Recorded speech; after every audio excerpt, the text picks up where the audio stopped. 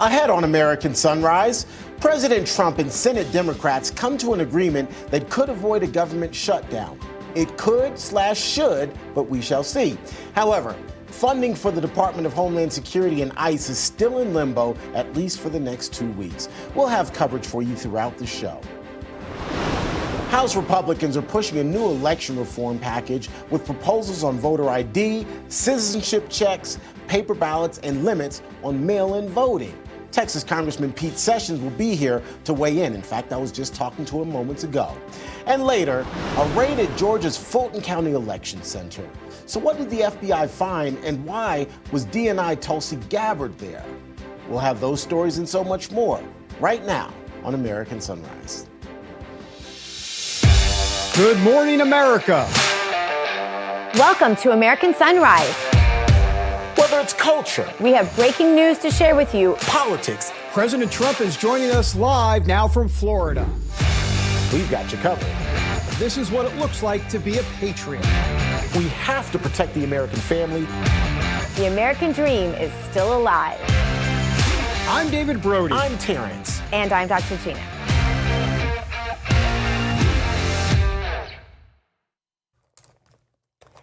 Ye of little faith, our producers in the control room there. They're like, I'm finishing my makeup. They're like, quick, quick, quick. I'm like, no.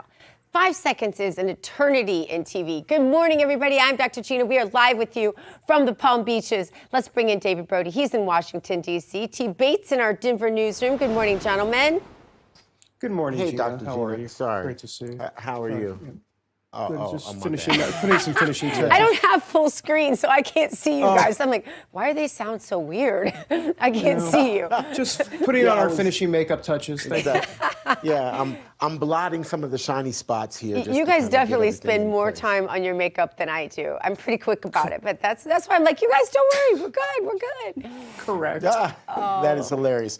So look, guys, let's start the day off talking about President Trump just announcing his Fed pick. It's former Fed Governor Kevin Warsh. President Trump made the announcement on True Social earlier this morning. He met with Warsh yesterday at the White House. All of this, of course, comes as current Fed Chair Jerome Powell's term expires in May. Plus, President Trump and Jerome Powell, I think it's safe to say they haven't been on the best of terms. So Jerome Powell is on his way out, and it looks like Kevin Warsh will be on his way in to replace him. Dr. Gina and David, is this really a good deal? More importantly, is this an opportunity for President Trump to have more influence on what happens at these Fed meetings and on the Fed Board of Governors, Dr. Gina? Well, I was thinking about that. I thought, my guess is this will go down in a partisan form, just like most things, because there's such a great divide, because the Democrats can never admit anything that's good or against their narrative, right? And so it doesn't really matter what actually happens, because both sides will have the narrative you can already predict, in my opinion anyway, David Brody. Absolutely. Speaking of the narrative, the liberals already this morning are not happy with the pick. So if the liberals aren't happy, that probably means it's a good pick. I have no idea. I mean, let's be honest. We have no clue how this is going to work out. We're going to watch the stock market, which, of course, will have the opening bell later in the second hour to see how this kind of goes down. So I don't know. He's big on Bitcoin. That's not a shock, considering so is President Trump. I don't know about interest rates. We have no idea. I will say this. To me, the fun cocktail party fact is that he's married to the billionaire heiress, Jane Lauder, who is, of course, the granddaughter of Estee Lauder. And so there you go. There's your fun fact for this morning. That's all I've got, and I'm out of material. No, I've got more, but we'll have to wait for later. All right, well, let's check out today's Bible verse. It is from Psalm 112, verse 7. He will not be afraid of evil tidings. His heart is steadfast, trusting in the Lord. President Trump and Senate Democrats say they've struck a deal to keep most of the federal government funded and avoid a partial shutdown. It would be this weekend. The agreement funds the majority of federal agencies through September, but splits off funding for the Department of Homeland Security, extending current DHS funding for about 2 weeks while lawmakers continue negotiations. The House would still need to pass the measure. Let's now bring in Texas Congressman Pete Sessions to talk about this. Congressman, how do you see this shaping up? I mean, a lot of controversy over what is basically an extension, as far as I'm understanding it. Right. Well, as you know, the House passed and sent to the Senate 6 packages, what was now a full week ago. And those 6 packages are tied together. So as a result of the things in Minnesota, it required a lot of parliamentary maneuvering, also discussions with the president. So 5 of those 6 are evidently, by agreement, as I understand it, going to be signed into law. It included DOD. It included Health and Human Services. So it was not inconsequential. It was a big load. So now we're dealing with Homeland Security. Homeland Security, as you do know, has agents and offices all around the world there to look forward and project and protect the United States of America. They do have money. They have money to fund for a while. But it's going to come down to a discussion that happens once again back with the House of Representatives at the Rules Committee to put together the rule to pass this as a standalone bill. Are we up to it? Yes, I think we are. Am I delighted that the president's personally engaged? Yes. But our friends are going to have to understand this is not a time to have Homeland Security without its full operations. Congressman, the devil's in the details. So what does that mean? If this is going to be a 2-week extension, if you will, for DHS in terms of figuring out what the path is going forward, what is that path going forward? We know what the Democrat demands are, but how much is the White House, how much are congressional Republicans going to go along with whatever those demands are? In other words, what do you see happening in a final DHS bill that MAGA is not going to be happy about? That's really my question. Well, in fact, I see a lot that I could not be happy with, but we have to remember that this is being negotiated by the president. The question is whether we can get it through the rule on the floor, then we'd have the votes. But it is no longer a bipartisan issue as it was when we met 2 weeks ago, when we passed the bill. It is not a bipartisan issue, and it means that there are going to have to be some struggles. Would that mean that perhaps I would give in or other conservatives? I don't think so. I think that we believe that when we saw the 13 million people coming here across the border, we knew we were in trouble. When we knew the kind of people who were here and the carnage that it would cause in the United States, the drug cartels, the Right. need for us to understand how we would vet and then remove those people. That problem still exists. I will be there as other conservatives to make sure that we have to stick to our guns. But you and I also understand that the operations that were in Minnesota needed to be looked at, and we had to step back. So that's now being done. Just a quick follow-up, but what are the things that you are not palatable to you and many other Republicans in a potential new DHS funding bill? Like what are some of the hiccups? What do we need to look forward to or not look forward to in the next week or two to understand what's in there? What are some poison pills is my question.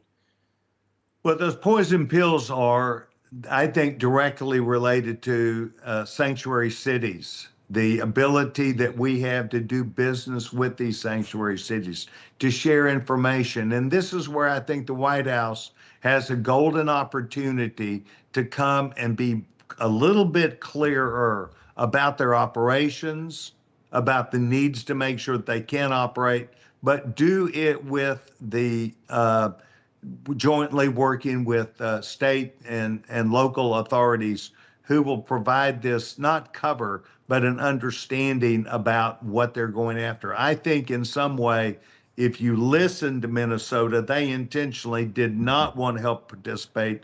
But even here in Texas, my home state, we need to make sure that there's a clear understanding about criminals, that there's their main target now. And any getting away from removing criminals and people who are a danger to American citizens, our children and our wives and senior citizens, is unacceptable to me. Congressman, Dr. Gina is our resident therapist. I did stay at a Holiday Inn last night, so I'm going to play therapist here for a minute.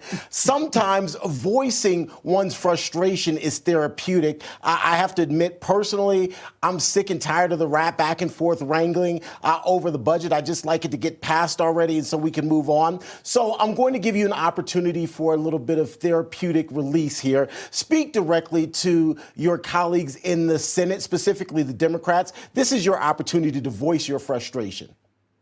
Well, the frustration that Republicans have is to make sure that we avoid the chaos of shutting and moving things instead of the operation of the federal government. You and I both know that there's still up to 30% of federal employees who chose to stay on that are not communicating with the organization, that have decided they're going to stay home.